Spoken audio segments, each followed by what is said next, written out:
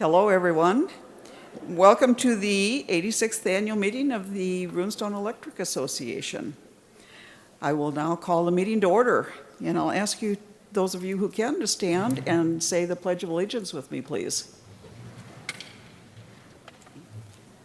I pledge allegiance to the flag of the United States of America and to the republic for which it stands, one nation, under God, indivisible, with liberty and justice for all. We will now have a moment of silence for our invocation.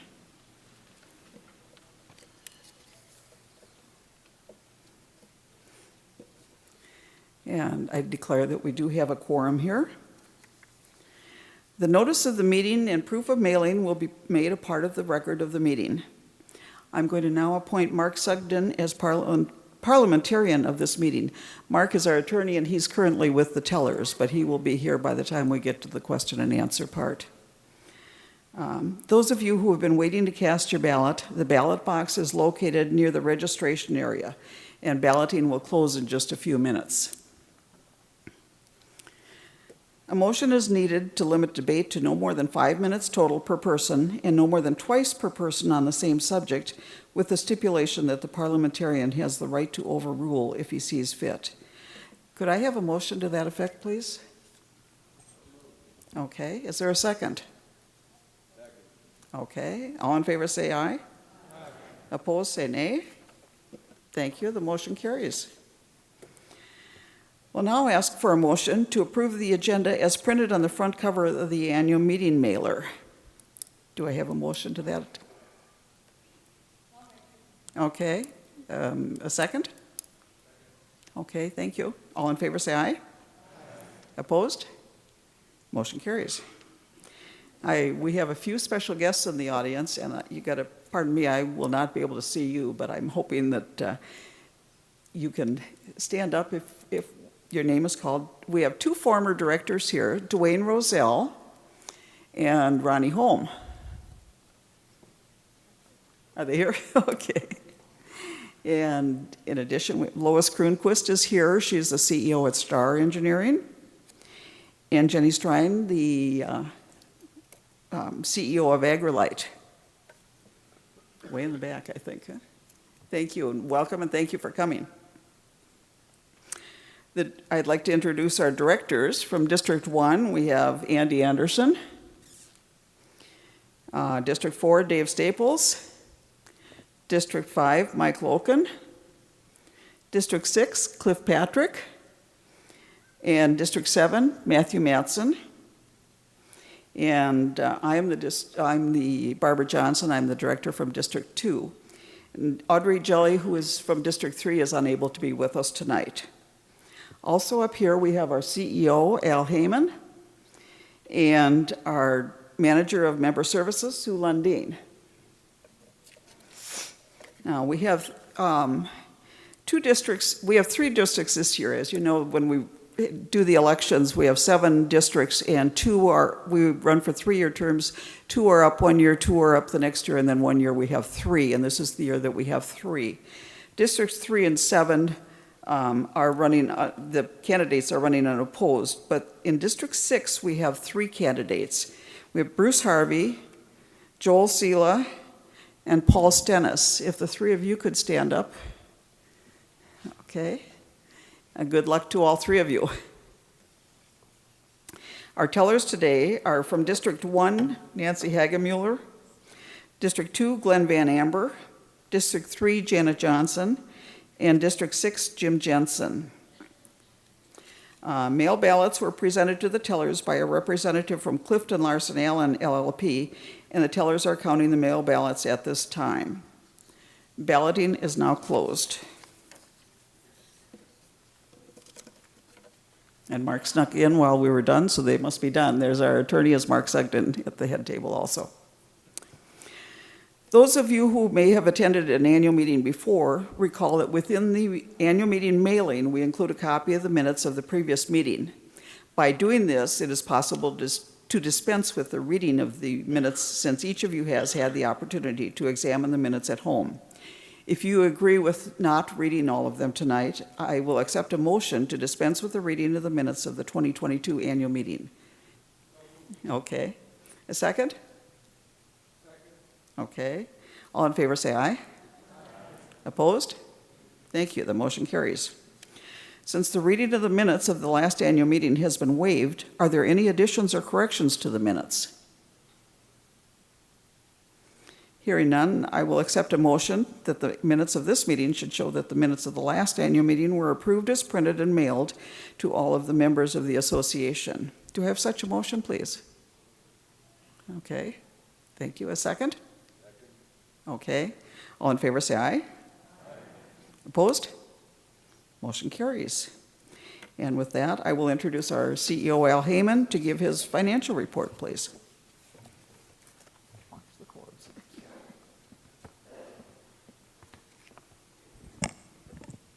All right, good afternoon, everyone. I can't really see the slides here, so hopefully Sue and I will be coordinated as we go along. The financial report is drawn from the April Newsline, which was mailed with your notice of meeting.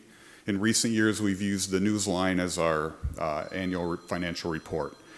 I will touch on some of the key statistics, but much more detail is available in the Newsline for those that are interested.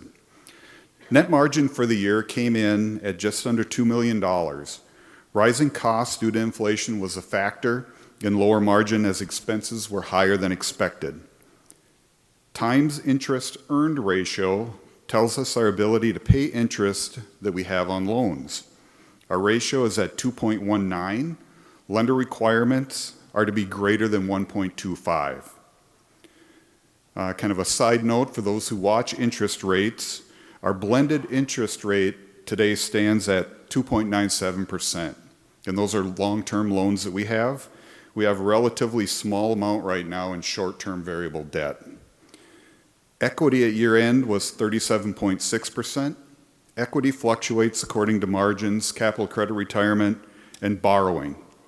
A common range for rural electric cooperatives is between 30 and 40%. Revenue per kilowatt hour sold was 12.4 cents. And the increase you see there is primarily due to increasing wholesale power cost. Kilowatt sales were up due to the weather conditions of 2022. We've been seeing no growth in sales in recent years. Total accounts or meters passed 15,000 for the first time in the cooperative's history. We continue to see steady growth, and you might find this slide interesting. How is it possible to add new accounts each year, but sales don't seem to increase? We've been scratching our head about that for the last 10 years. We've seen this trend. And the best explanation we can come up with is energy efficiency. New homes are equipped with modern appliances and weatherization. Older homes are getting new energy efficient appliances and undergoing other upgrades is what we think is happening. This pie chart shows where our revenue came from. 85% of our revenue is from the combination of residential, seasonal, and farm sales. REA is somewhat unique in that only 12% of our revenue comes from commercial accounts. 55% of expenses are wholesale power cost. 12% goes to operation and maintenance of the system. And finally, capital credit checks were mailed last week to current and past members with a balance of $10 or more. If the balance is less than $10, the amount will accumulate for future distribution. So hopefully most of you have seen those checks in the mail. That concludes my financial report. I'll turn the meeting back over to President Johnson.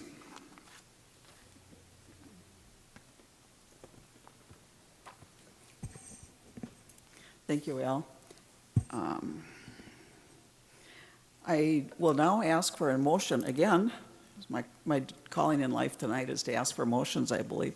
Call for a motion to approve the financial report. Okay. The second? Okay, thank you. All in favor say aye. Aye. Opposed? Motion is carried. Last year, when I introduced our CEO, Al Heyman, for his report on the cooperative, I said that Al had just completed his first full year as CEO at REA. It had been a difficult year with COVID, supply and lag time issues, among other things, but at least he had not had to have a major storm to deal with. Exactly 2 weeks later, the area had a major storm with tornadoes and straight-line winds that caused extensive damage. At the peak, REA had over 9,000 of our 15,000 accounts and 11 of our 18 substations out of service. Al commented to me later that since the last storm of that magnitude, we had 16 new employees, or over 1/3 of our workforce. To test the training that we'd given them on the first storm, working in difficult situations, 18 days after the first storm, we had another major storm, which was followed not much later with a third storm. Al will give you more details on these storms in his report. Needless to say, this year when I introduce Al, you will not hear any comments from me on things he has not had to deal with.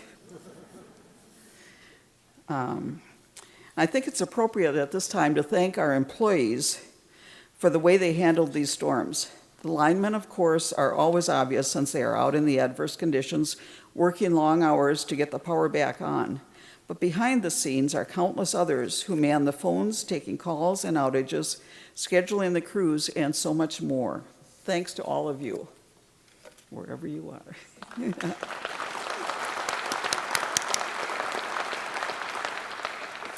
We have been approved for FEMA reimbursement for much of the cost of the storms and have actually received a portion of that money. In other cooperative business, the auditors have again given us a clean report. At year end, the total assets of the cooperative were at $102 million. That includes plant assets like the office and warehouse, substations, lines, poles, and transformers. Our equity is at 37.6%, and our ratios exceed lending requirements. We finished 2022 with 211 new accounts and surpassed 15,000 total consumers. We again have more inventory than typical due to long lead times in getting things and possible material shortages. Right now, the cooperative is placing orders for all of the supplies we anticipate needing in 2024. When we look at the annual monthly expenditures at our board meetings, we are often told that some category is higher than expected because material came in ahead of when planned or at a significantly higher cost than it was budgeted for. At other times, the year-to-date line for a category will lag way behind budget because expected supplies had not yet arrived. It's not an ideal way to do business, but it's necessary with the current conditions. This year, at the beginning of their session, the legislature passed and the governor signed a law requiring utilities to be carbon-free by 2040. Municipals and cooperatives have an interim requirement of being 60% carbon-free by 2030, and by 2040, all utilities that generate electricity must be 100% carbon-free. Great River Energy, REA's wholesale power provider, is responsible for meeting these standards. They currently project to be approximately 35% carbon-free in 2023. Meeting these new standards will not be easy or inexpensive. Significant investment in new generation sources, battery storage, and transmission lines to move the power will be required. At the current time, long-term battery storage technology is not yet available. Currently, most battery storage is good for only 4 hours. Great River Energy has a contract with the company, Form Energy, working on developing longer-term battery storage. It is a change in technology from the traditional lithium-ion batteries that are used today. They will be starting a trial in the near future. There is still much to be learned about the impact of this legislative bill, but be assured that Great River Energy and Runestone Electric are committed to doing everything we can to keep electricity safe, reliable, and affordable. Nearly 65% of you participate in our Operation Roundup. That's the program where you allow your bill each month to be rounded up to the next dollar. These funds are then used to provide grants to local nonprofits and community organizations in our service territory. Since the program began in 2003, you have funded grants worth $1.1 million. In the annual report, you can see a breakdown of the categories where the funds go. Operation Roundup is amazing in that 95% of the dollars collected go out as grants. Our power supplier, Great River Energy, has recently sent us a check for $1,000 to add to our Operation Roundup fund. We thank them for this donation. This year we have 3 Operation Roundup board members completing 6-year terms that we would like to recognize. They are Jeff Gaffney from Villard, Janet Johnson from Barrett, and Deborah Anderson from Farwell. I don't know if any of them are here. Janet's a teller, I know, so she may be still counting. Okay. Anyway, we thank, their last meeting will be in May, and thanks to them for their time and expertise. We have another group of members who participate in our Member Advisory Council. This group, 3 couples or individuals per district, meets 4 times per year to learn about what is the latest things that are happening at REA and within the electric industry, and to give us feedback about things of concern to our members. Normally they serve a 3-year term, but due to COVID, some of them are completing a 5-year term. Those finishing up their terms this year are from District 2, Jean and Joan Serba, Andy and Diane Lopez. In District 6, Derek Verkus and Kathy and Robert Jacobs. From District 7, Tom and Jen Hayes and Roger and Patty Matson. Thank you to all of them for their service to REA. Yeah. And if you're interested in being a part of the advisory council, you can either contact your board member or the REA office, and we'll get you on a list. If there isn't an opening immediately, we'll get you on a list for the next time one comes up. And with that, I am going to introduce Al Heyman and ask for his report. CEO report this time.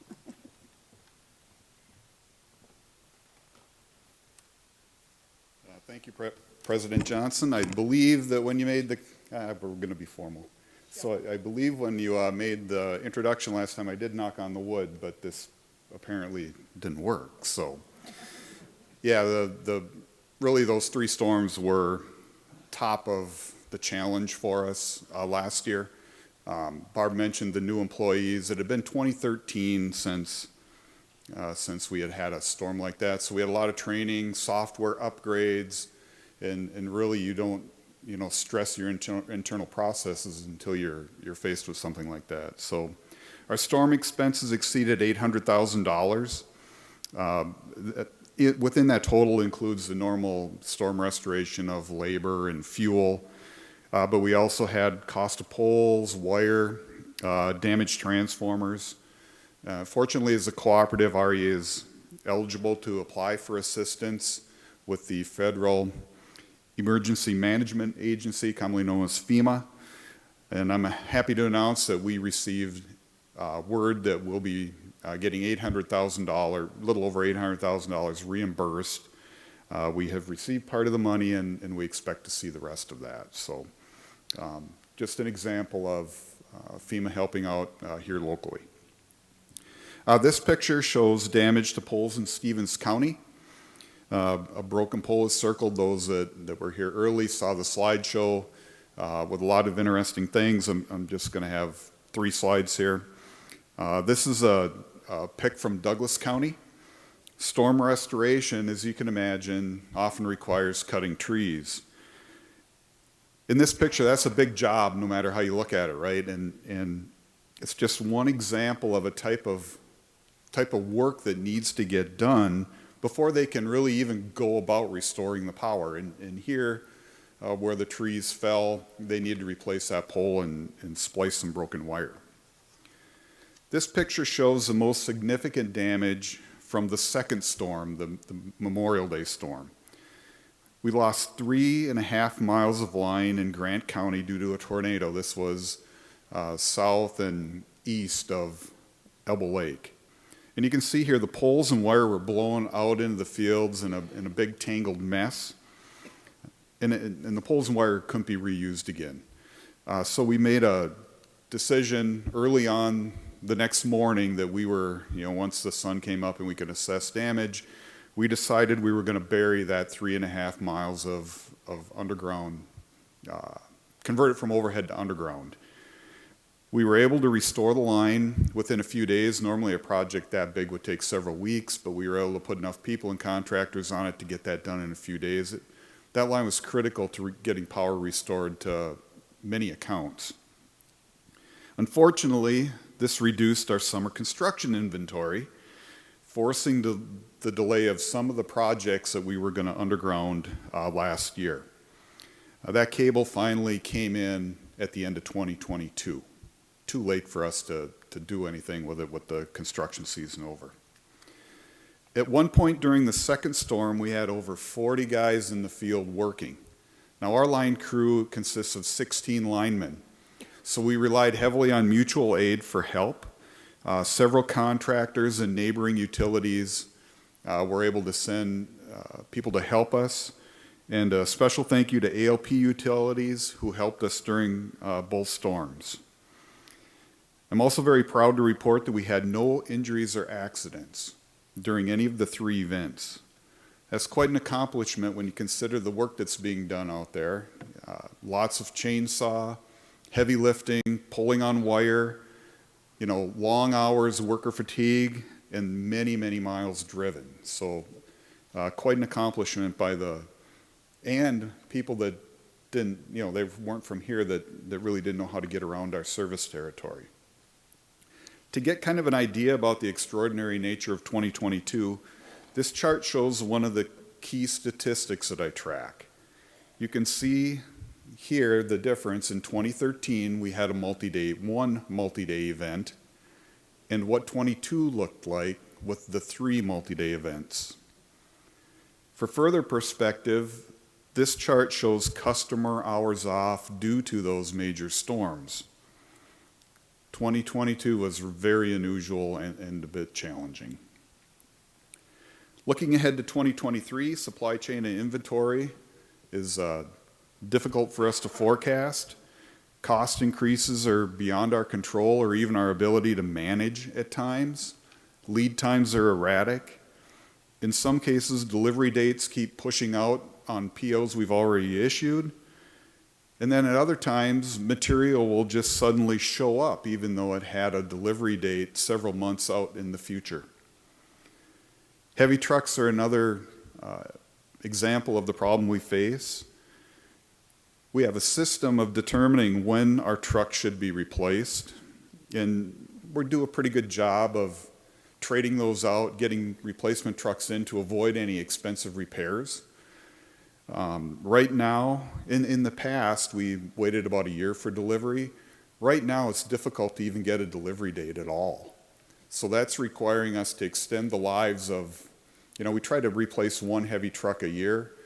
I think we've got 4 chassis on order right now because of the backlog and the delay. We haven't had a new truck in for a couple years. Our 2023 work plan includes continuing programs to retire transformers that have PCBs in the oil, a reliability improvement program to replace porcelain fuse holders, and we plan to install 12 miles of underground line. In this slide, the fuse holder is on the left, and of course a pole-mounted transformer is on the right. In load management, we are visiting accounts that are in a load control program to replace the receiver on your house with a modern smart grid controller that has many more features.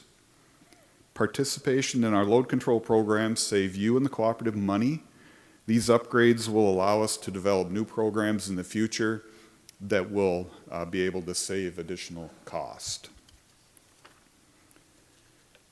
REA is pleased to provide member outreach and public education on a variety of subjects, including energy conservation, electrical safety, contractor training programs, electric vehicles, and more.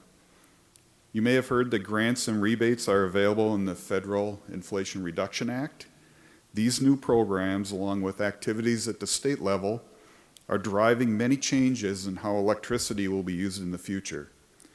We intend to remain knowledgeable in these areas and be a trusted source of information. Please let us know if you have questions. We'll be able to give you honest answers. We will be involved with the annual Twins Play Ball Clinic that is sponsored by Great River Energy. That's in Alexandria on Saturday, August 5th. I encourage you to make kids who are interested in baseball aware of the clinic. And finally, we are a sponsor of the Breakfast on the Farm event scheduled for Labor Day at the Rafter P Sheep Ranch. It is open to the public, and it's been a very popular event in recent years. Now that I've covered some things from 22 and 23, I'd like to talk about an important issue that's on the horizon. Earlier this year, the legislature passed and the governor signed the Carbon-Free by 2040 bill. There's been a lot of news due to this legislation, and I want to share a short summary of what I think it means to REA's membership. The bill does two things. It increases the renewable energy standard for generating sources that has been in place since 2007, and it also creates a new carbon-free standard for retail sales, which is the electricity we deliver to you.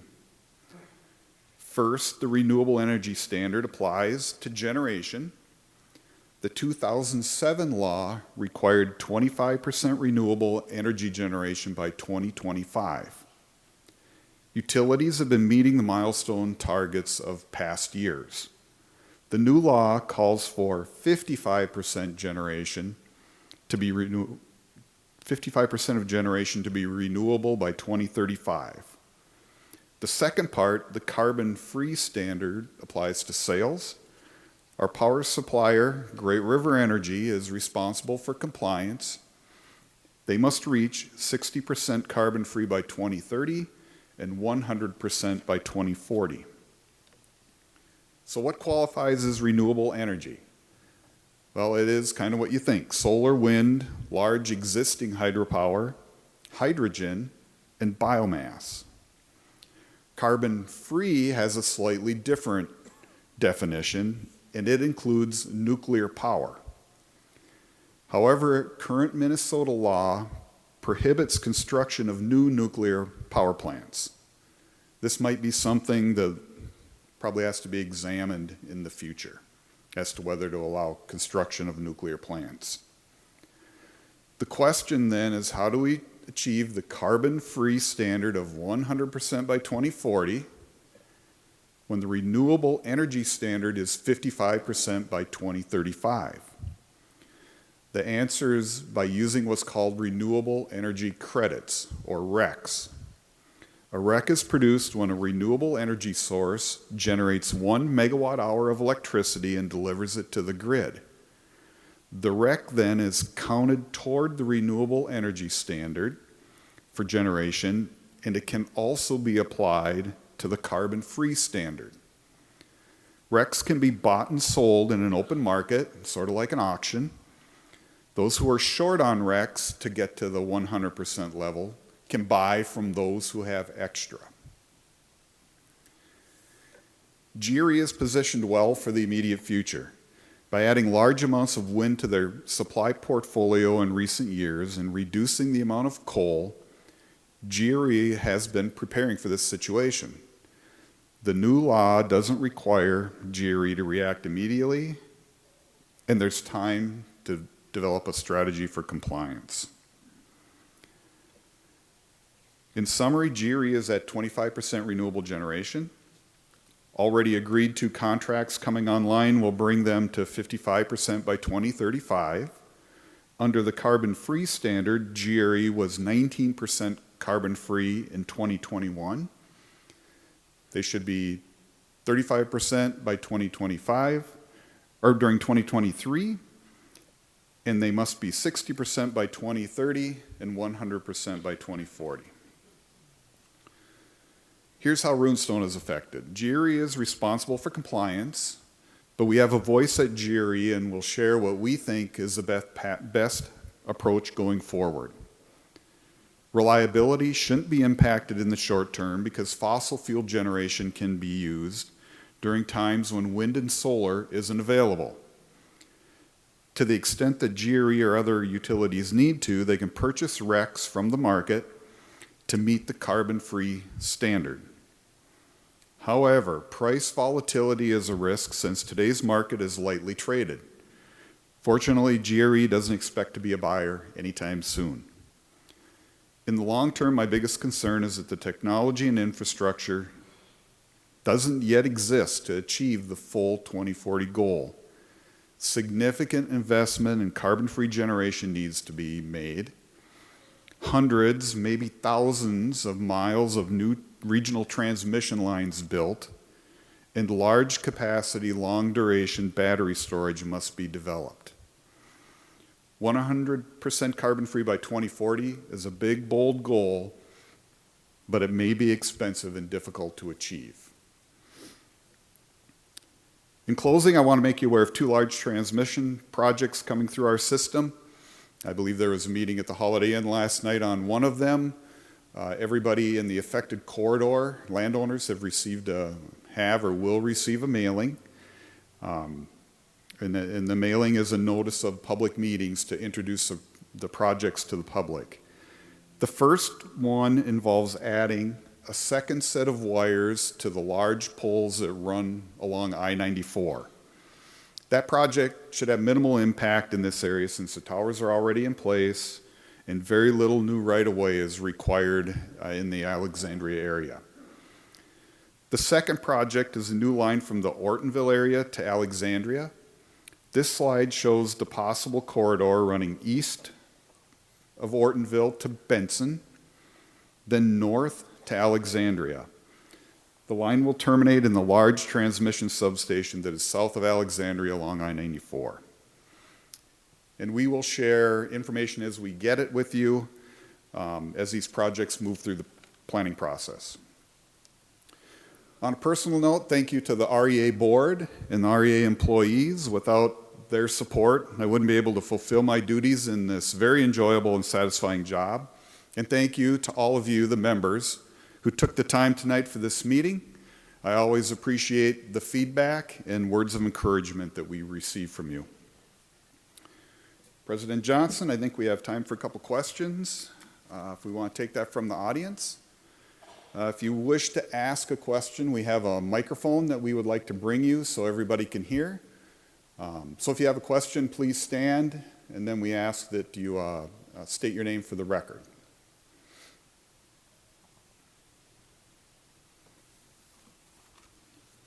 All right. Am I missing anybody? It's kind of bright up here. Okay, I did a good job, Barb. No questions. I got them all out of the way beforehand. Okay, thank you.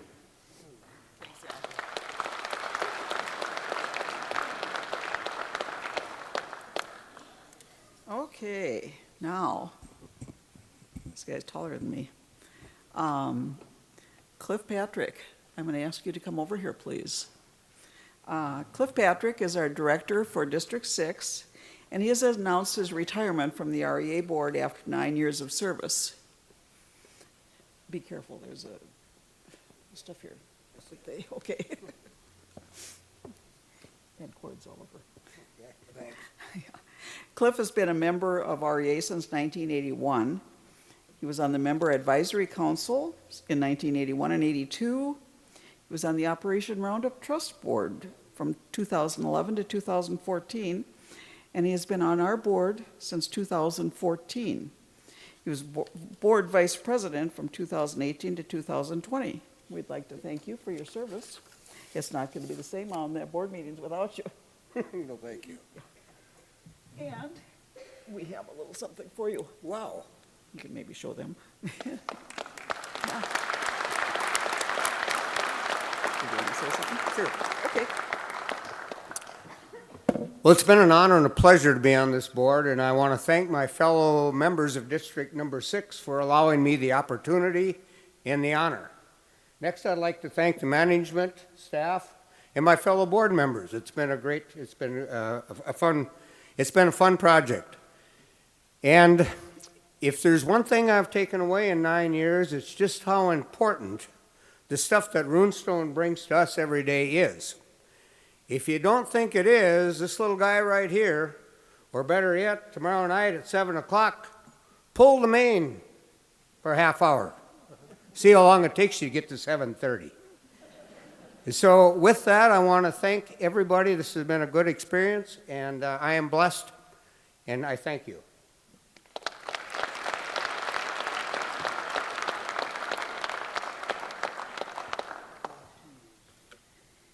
And now, a fun part of the evening, we get to present scholarships. We are able to present scholarships to graduating students that are funded by capital credit checks that are not claimed, and the state allows us to use those for educational purposes. So this year, we had 89 applicants, and we had enough funds for 18 $1,000 scholarships. The winners were drawn randomly. We took and first had them all split out by the 7 districts, and we drew 2 from each district, and then we put all of the remaining names into a pot and drew the last 4 names. So if you scholarship winners can wander over to the ramp there and head up this way, we'd like to present you with your scholarships. Or your certificates, I guess. Not all of the students are here. Obviously, a lot of them are in spring activities and so on, and we're not able to make it, but we would like to have, okay, I'm going to call your name in order by district. So Leah Bottomiller, whose parents are Neil and Melanie Bottomiller from Prior Lake. She's not here. Victoria McGrain, parents are Josh McGrain and Cassie McGrain from Carlos. Victoria, do you want to go over and you can get your, and then maybe walk over this way once you get it. From District 2, Kendra Klimek, whose parents are Daniel and Sarah Klimek from Alexandria. Evan Stark, whose parents are Larry and Lisa Stark from Garfield. And Evan, you have to come all the way over here. You lucked out and got me as your directors. Congratulations. We have Lily Becker. I suppose I should do it here. Lily Becker, parents are Ryan and Jennifer Becker from Garfield. And you're over here too.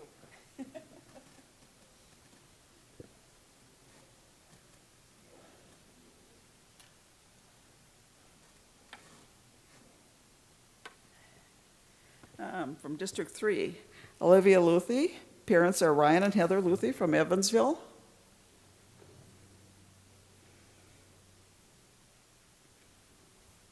See down there. Cole Anderson, parents are Richard Anderson and Kendra Stark from Elbow Lake.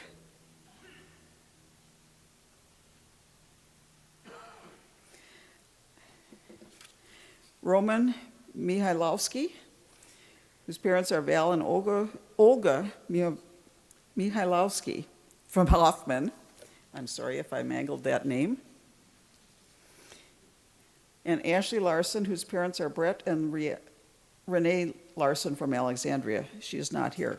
District 4, we have 2 that I believe are, neither one is here. Claire Stark, whose parents are Eric and Adrian Stark from Hoffman. And Madison Cerny, whose parents are Dell and Lisa Cerny from Plymouth. From District 5, we have Jordan Reese. Parent is Pam Reese from Alexandria.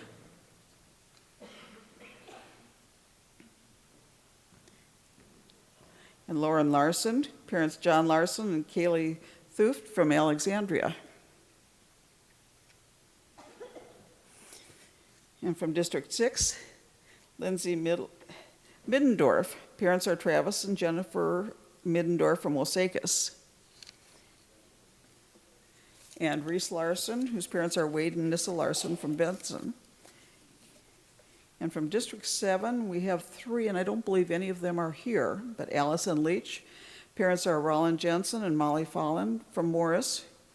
Brady Blair, parents are Kurt and Angela Blair from Glenwood. And Ashley Armstrong, whose parents are Jenny and Axime Armstrong from Glenwood. Can we give all of these students a good round of applause? Congratulations to all of you. And following the meeting, we'd like to have you out in the student commons area for a group photo on the stairways there, if you would. Thank you.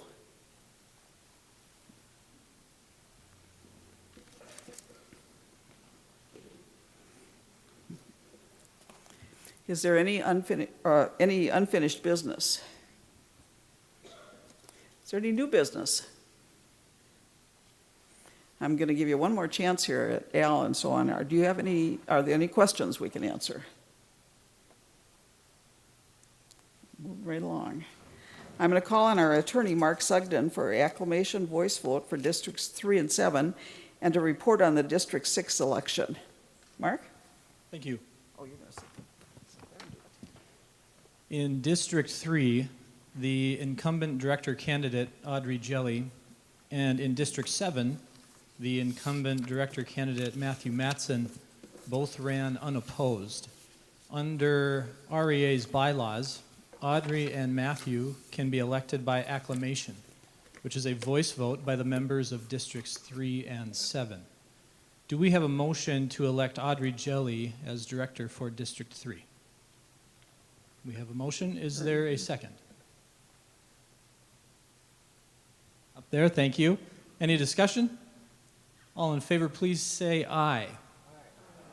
All opposed, please same sign. Motion carries. Congratulations to Audrey. She is elected as director for District 3. Do we have a motion to elect Matthew Matson for District 7?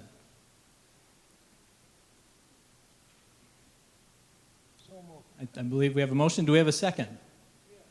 Thank you. Any discussion? All those in favor, please say aye. All opposed, same sign. Motion carries. Congratulations to Matthew. He is elected for District 7.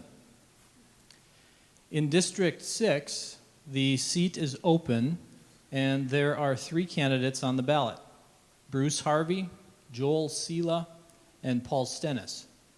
The candidates received the number of votes as follows: Bruce Harvey, 90 votes; Joel Sela, 128 votes; Paul Stennis, 65 votes. Therefore, I hereby certify that Joel Sela was duly elected to hold office as Director of District 6, according to the bylaws of the association, and until his successor shall be duly elected and qualified. Congratulations to Joel.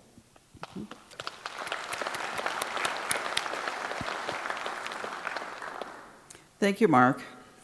And the grand finale, I just need a motion to adjourn the meeting. Lots of those. A second, please. All right. All in favor, say aye. Aye. Anybody opposed? The motion is adjourned. Thanks so much for all of you for coming out tonight.